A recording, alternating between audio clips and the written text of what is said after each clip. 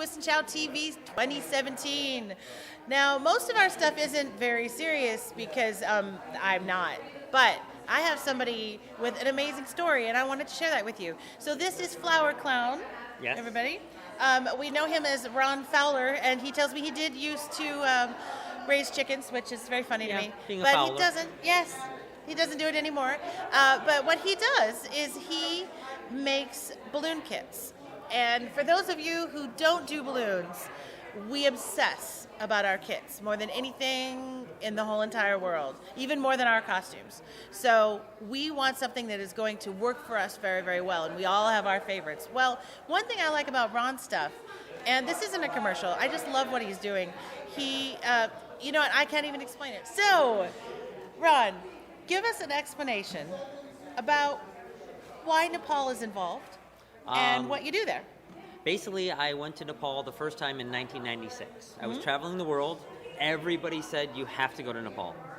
Well, of course. So I said, okay. I ended up extending. I stayed for 4 months. I extended my visa extensions to the point where I wasn't allowed to stay anymore. And I had to leave.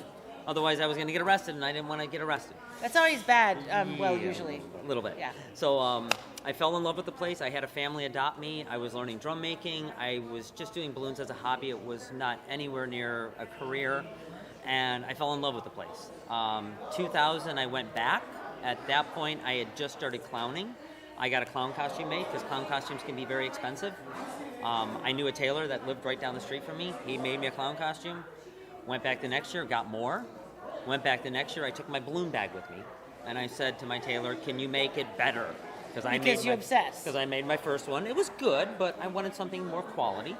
So he made me a nice one. I brought it back to the States. Everybody in Cleveland said, can I get one of those?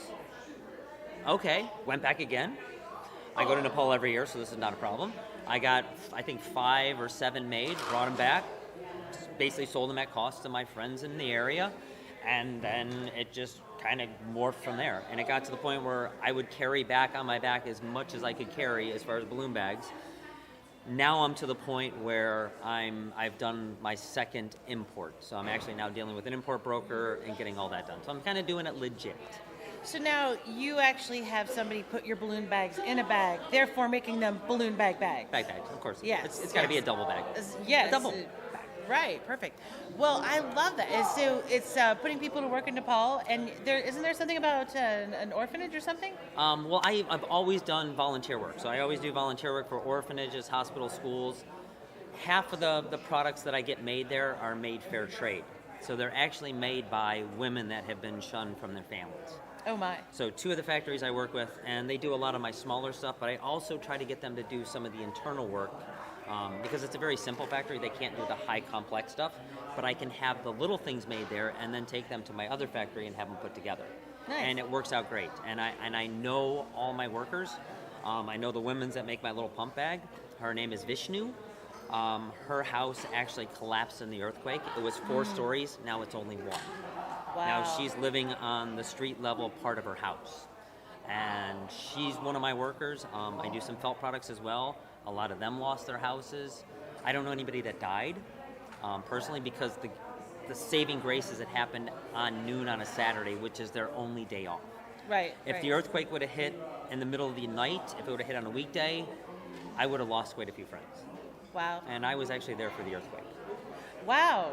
You were there for the earthquake. I was there for the earthquake. Wow. Is there, speaking of which, if anybody wants to give to earthquake relief, is that still happening there? Basically, they found a new normal. Of course, there's always work to be done. We actually help sponsor through Cleveland, which we sell felt products.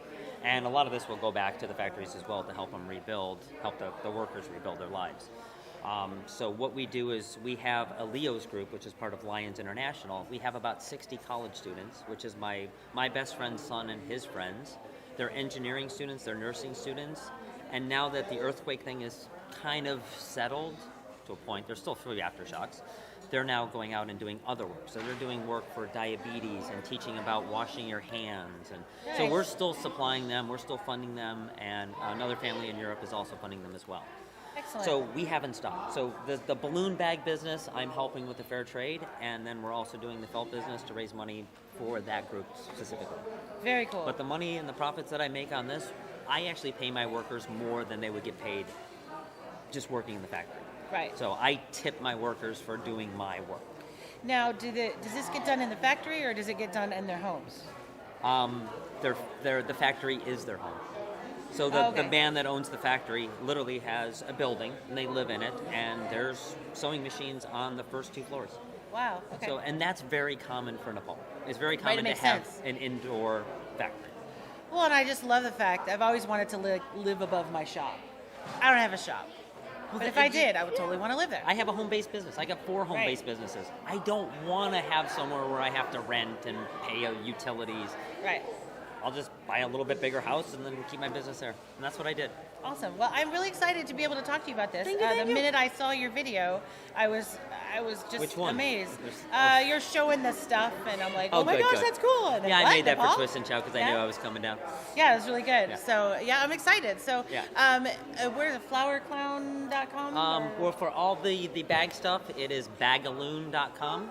BAGALOON. Yes.com. Yes. And we're not doing real commercials for anybody today because we're missing one of our vendors. We weren't able to get to them yesterday before they left. So we're not doing that, but I just wanted to, I think everybody is going to give us a little bit of a break here because I really think what he's doing is really cool. So, so bagaloon.com and come on down if you're here.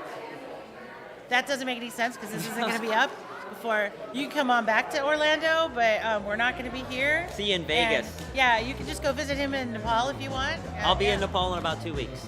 Excellent. All right. So here we are signing off. Thank you very, very much. That was so Namaste. awesome.